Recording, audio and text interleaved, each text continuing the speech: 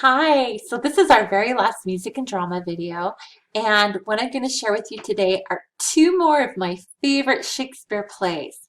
Now, what I'm going to do is I'm going to show you just a simplified, fun video of a story. It's kind of an animated storybook of The Tempest. Now, The Tempest was the last play that they think that Shakespeare wrote. It's a little more sophisticated. It's considered a comedy, but it kind of has some serious notes to it. So it's kind of what they call a problem play in that they don't really know where it fits for sure. But it's okay because it's still a really great show or a really great play. So this is one that I'm sharing with you. Then I have a link for a really great production where they use masks and mime the story while the narrators tell the story. And it was done by Utah Valley University. And what's really fun about it is it was done, probably about 10 years ago. But the drama teacher over at Da Vinci High School, his name is Adam Slee, and he is one of the voice actors in the show. So it's kind of fun to see him in that. I just discovered that by accident, so it's kind of cool. And then the other show that I'm going to share with you is again, it's just going to be the storyline and it'll be the animated ones like we've done before. And that is Twelfth Night. And Twelfth Night is another one of my favorites. And hopefully these will give you just a taste of how fun the stories of Shakespeare are. They don't really use all of the language that the Shakespeare plays use, just because I wanted you to just get a taste of what the stories are about and to get a feel for the for Shakespeare. But anyway, it's been really fun sharing these with you. I hope you guys have a great summer, and thanks for watching my music and drama. I'm going to leave links for you guys and coloring pages for you, but this is our last video.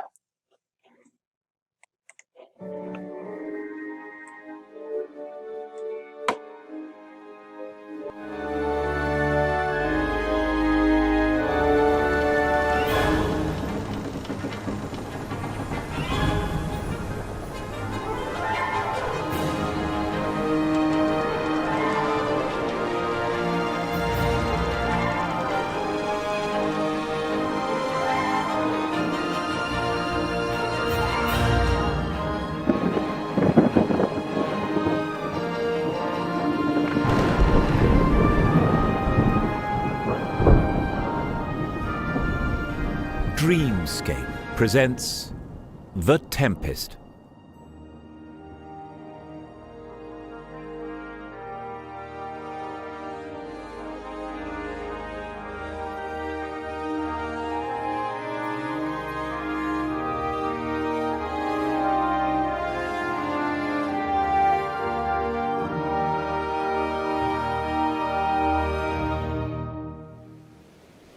The setting: a deserted island with hints of magic in the Mediterranean Sea near Italy.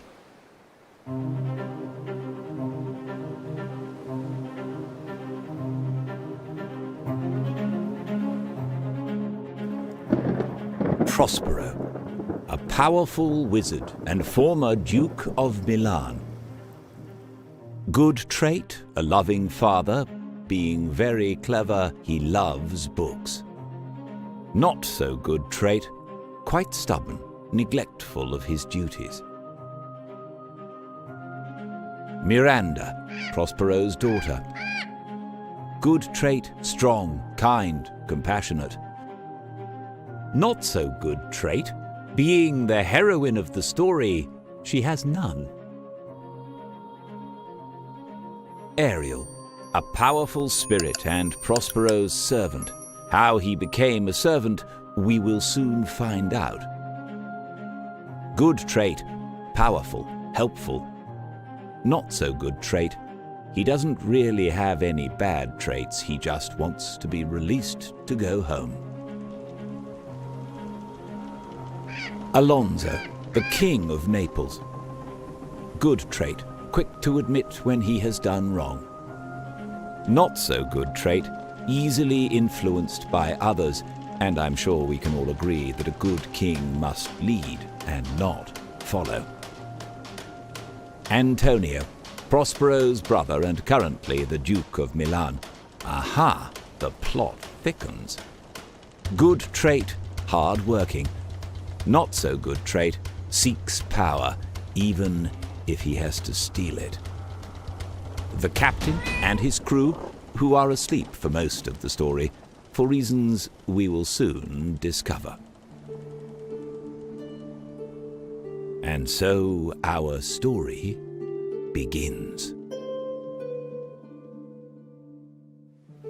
Act 1. On a tiny island that cannot be found on any map, a beautiful young maiden named Miranda was dismayed as she watched her father, a long-bearded magician named Prospero, conjure a powerful storm. Miranda and her father had been stranded on the island for as long as she could remember.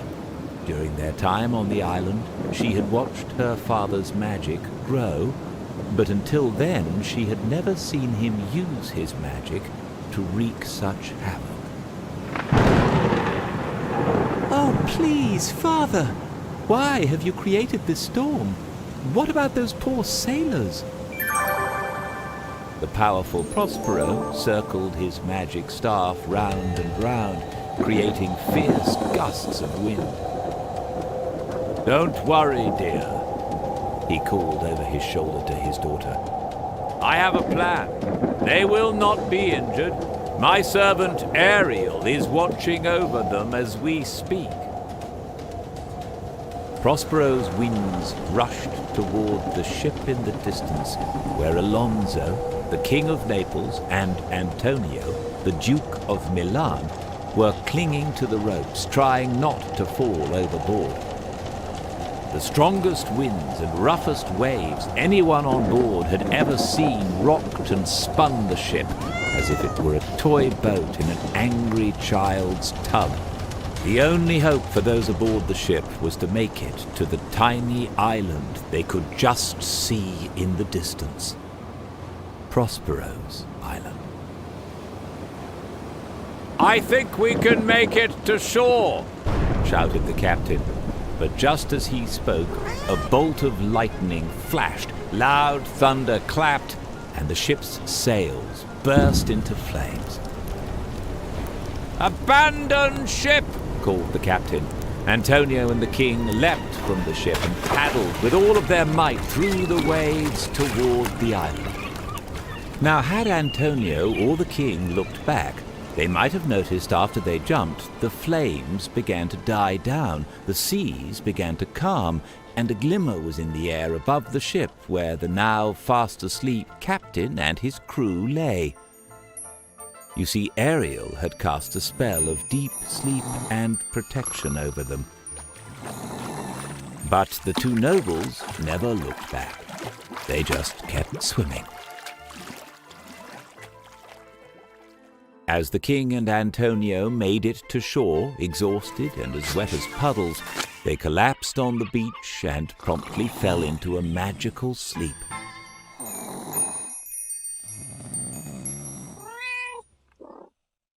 Prospero was pleased as he watched them through his spyglass.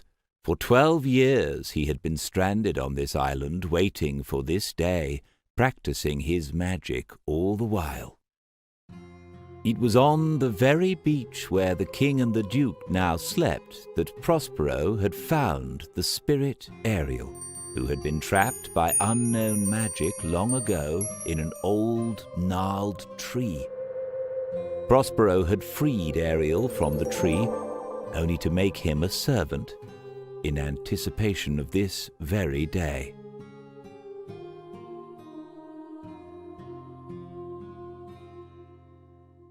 You see, in his old life, Prospero had been the Duke of Milan. He and his daughter Miranda lived in an enormous castle filled with suits of armor, beautiful fountains, lush gardens, and Prospero's favorite thing in all the world, books. Prospero had particularly come to love magic books. In fact, he seemed to do nothing else but study them. He left all of the official duke work to his brother Antonio, who seemed to enjoy the meetings, maps, tax accounts, and power a great deal more than he did.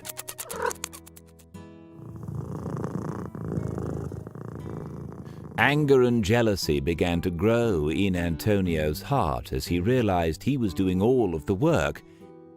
He decided he should be the Duke of Milan. Antonio secretly met with the king, who unfortunately agreed. So they put Prospero and Miranda in a boat just big enough for two and sent them off to sea in the middle of a storm.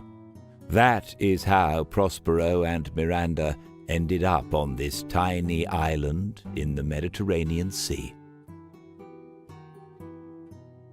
Act 2. King Alonso and Antonio were fast asleep on the beach. But as Ariel's magic began to recede, Antonio rose from his slumber.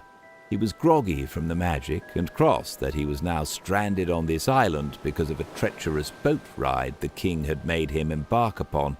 Kind of ironic, don't you think? Antonio looked at the still slumbering king, and villainous thoughts began to bubble and boil in his brain.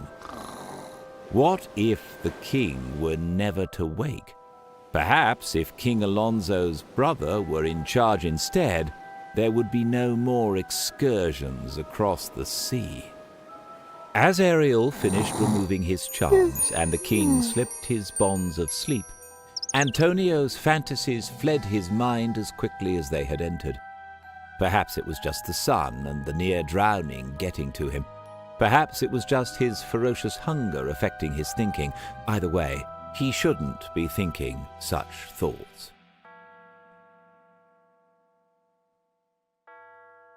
Act 3. Antonio wasn't alone in his ravenous desires, though. When King Alonso awoke, he too was starving. It was as if their hunger had magically materialized 100 times stronger than a moment before. And the smells, where were those magnificent smells coming from? How disappointed these two would be if they knew there was no feast at the end of those smells, but only the meddling of magic. You see, Prospero had instructed Ariel to lead the king and his brother around the island, chasing after whiffs of the most delectable delights. The smells were nothing more than another testament to the powerful magic of Ariel and plotting of Prospero. Miranda looked through her father's spyglass and frowned. "Father, why would you do that to those poor men?" Prospero told her that they were the very men who had put them on this island, and he had been waiting for this day for a dozen years. Miranda shook her head, unsure what to think. "Do not fear for these shipwrecked men," said Prospero. "They are unharmed and shall remain so. Why, even their clothes are as fresh as the day they first set sail. Now, my dear, leave me in peace while I decide how this day shall end." Miranda had never seen this side of her father before. She was shocked at the story of her uncle's betrayal, but frightened by her father's powerful magic as well. She trusted him, but she did have one question for him before she left. "Father, why have we been on this island for so long, when your magic seems to be powerful enough to have built us a ship and sailed us home?" That was an excellent question indeed, and one Prospero hadn't actually thought of before.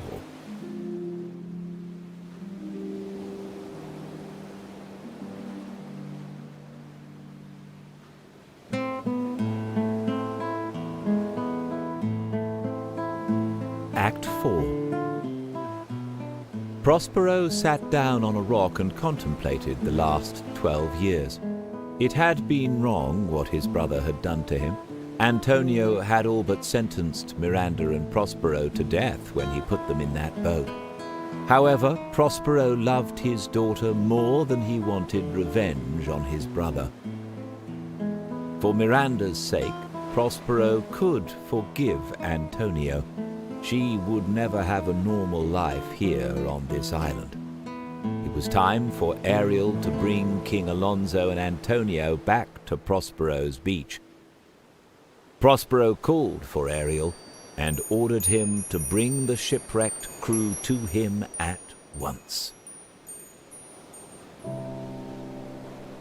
Act 5. Ariel flitted across the island and returned with the exhausted, starving, and disappointed Antonio and King Alonso trailing behind him. Though Prospero was still angry with his brother for what he had done, as he saw these miserable men trudging towards them, all he could think was that it was time to reconcile. As Ariel presented the shipwrecked men before his master, Prospero's heart began to change. He was ready to put an end to this day and the past 12 years. He was ready to give Miranda a new future. It was time to return to Milan. First, it was time to reveal the truth to the stranded nobles. "Gentlemen," announced Prospero, "I am the magician who has brought you to this island." The two men crouched in fear as Prospero stood and raised his magic staff over his head. "I have made magic too important for too long, and I am sorry," declared Prospero, as he shattered the staff over his knee. With the source of Prospero's magic gone, the skies cleared, and the two men immediately recognized Prospero. "Brother!" cried Antonio with fear in his voice. Prospero approached Antonio and embraced him. "What you did to me was wrong, brother, but I want to forgive you." Antonio wasn't sure exactly what was happening, but he was happy his brother hadn't used his staff on him. Next, Prospero happily approached King Alonso. "Have no fear," he told the king.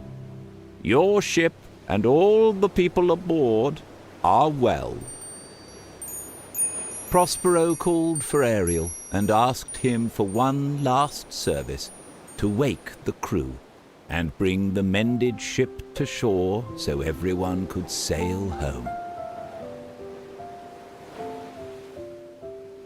Prospero set Ariel free from his servitude and apologized for saving him from a tree, only to make him work for all these years. Ariel forgave Prospero and promptly disappeared with a pop. At first, Prospero's anger began to boil back up when King Alonso asked why he hadn't used his magic to sail home after all these years on the island.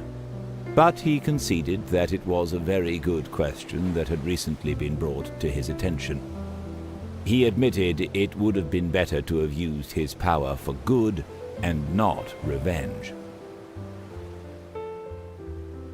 They all climbed aboard the king's ship, and Prospero used the last drop of his magic to call up a strong but gentle wind as they set sail on a swift yet peaceful journey home to Milan.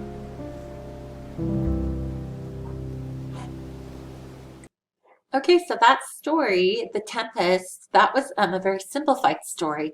It actually did omit quite a few characters from it. It omitted the love story between Miranda and his the king's son, Ferdinand. And it also omitted Caliban, who is a monster that was on the island too that he had enslaved. And and then some other guys that were in the story. But it was just kind of a fun introduction. So like I said, if you want to watch the UVU version, I'm not going to actually put it on this video, but I am going to give you a link in your materials, the supplies and materials that is with the links that you'll get with this. For if you want to watch that, it's really an excellent production of The Tempest. and it's not very long either. It's a little bit short. So you can watch that. Okay, now I'm going to show you just a synopsis. It's just a very short story form of Twelfth Night. Twelfth Night is another one of my favorites, since I just wanted to show you the storyline. There is a really good movie with Helena Bonham Carter in it that I really like, that I think is a good movie, and I'm pretty sure it's quite good for children. I know my family's watched it and we really enjoyed it. And so that is Twelfth Night that you can rent, or probably rent. Okay, so anyway, so here is the synopsis, the story of Twelfth Night.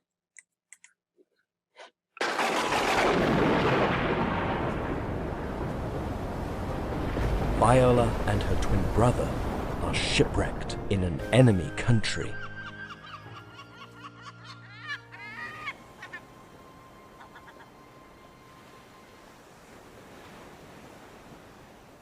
Viola thinks her brother is dead. She is alone and needs a job, so she puts on boys' clothes. My new name is Cesario. This is Duke Orsino. Viola arrives at his palace and asks for a job. She becomes his messenger. Duke Orsino is in love with Lady Olivia. Cesario, take this message to Lady Olivia. Tell her I love her. Viola is sad because she loves Duke Orsino.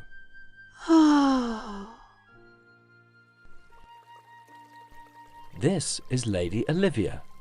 Viola goes to her house. Duke Orsino loves you. I do not love Duke Orsino. Viola is worried because Lady Olivia starts to fall in love with Cesario. What a mess! Duke Orsino loves Olivia, but I love Duke Orsino and Olivia loves me. I can't tell the truth because of my disguise. Viola wants to tell Duke Orsino that she loves him. But he asks her to go back to Lady Olivia with a jewel. Viola tells Lady Olivia that Duke Orsino still loves her, but Olivia says she loves Cesario. I'm sorry, I can't marry you. This is Sebastian, Viola's brother. He is alive. Lady Olivia sees him and thinks that he is Cesario. Cesario, please will you marry me? Sebastian doesn't understand, but he thinks Lady Olivia is very beautiful. Yes? Okay. Let's get married. Later, Duke Orsino and Viola go to see Lady Olivia. Duke Orsino is surprised when Olivia calls Viola her husband. Cesario, my husband. Then Sebastian arrives. Viola sees her brother and is very happy. She tells everyone the truth.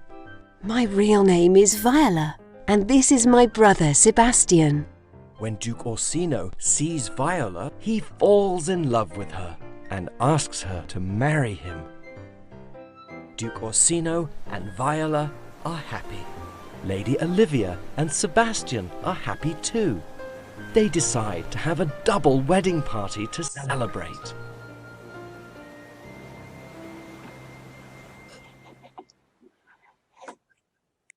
Now again, that's very simplified. There are a lot more characters in that story that make it a lot more complicated and a lot more fun and kind of funny. Some of my classes, I had shared with them about the story of Malvolio, who's Olivia's servant, and how he does some really silly things and people play tricks on him, and he ends up making a fool of himself, and they end up having some sword fights and misunderstandings between Olivia and Sebastian, and it's really fun. So there's some really cute things that happen in that. So if you want to see that one, there are plays and movies of it that you can look up and watch.